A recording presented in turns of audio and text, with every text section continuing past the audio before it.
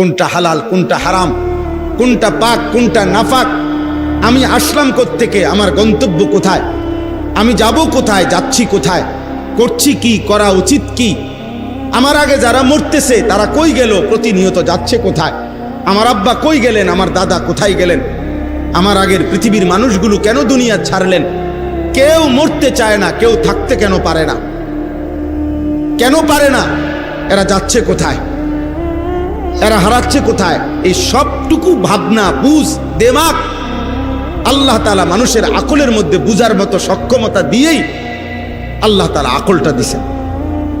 তো শুধু বাতখানার জন্য, তো শুধু দুনিয়া ভোগ করব এতটুকুর জন্য এত বুদ্ধি এত দেমাগ তো লাগে না।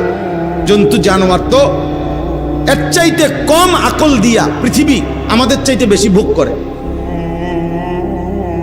একটা হাতি 250 কেজি খাবার খায় একদিন, এটা গবেষকদের কথা। 90 লিটার পানি পান করে, 90 লিটার। একটি তিমি কমপক্ষে 200 মানুষের সমপরিমাণ খাবার একবারে খায়, এক লোকবার।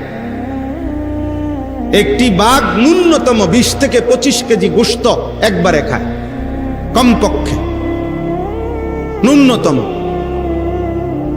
তাইলে তার দুনিয়া যে ভোগ করতেছে এই পরিমাণ খাদ্য খাবার, কই তার আকল তো লাগে নাই। তাহলে আল্লাহ তাআলা আমাদেরকে স্পেশালি আকল দিলেন কেন, বিবেচনা বোধ দিলে কেন?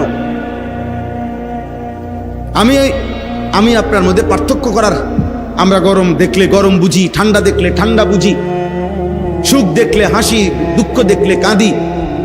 আমরা এই যে পার্থক্য করলাম, এটা আনন্দ, এটা বেদনা, এটা হাসি, এটা কান্না, এটা সুগন্ধ, এটা দুর্গন্ধ, এটা আলো, এটা অন্ধকার, এটা রাত, এটা দিন, এটা আকাশ, এটা জমিন।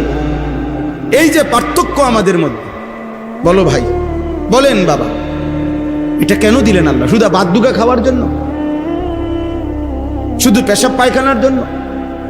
শুধু অল্প কয়েকদিনের রোজগার করে মরে যাওয়ার জন্য?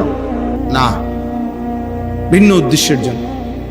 হযরত আলী রাদিয়াল্লাহু তাআলা আনহু বলছেন, একদিন তিনি দেখছেন, কিতাবের মধ্যে আছে, একজন হযরত আলী দেখছেন কয়েকজন মুসলিম ছেলে, তারা একত্রে বসে, কিশোর ছেলে দাবার গুটির মতো 6 গুটি 12 গুটি, আগের দিনে খেলতো 16 গুটি, মাটির মধ্যে দাগ দিয়া দিয়া এরকম কোন গুটি খেলতেছে, দানা দিয়ে আর কি কিছু খেলতেছিল, গোল হইয়া বসে।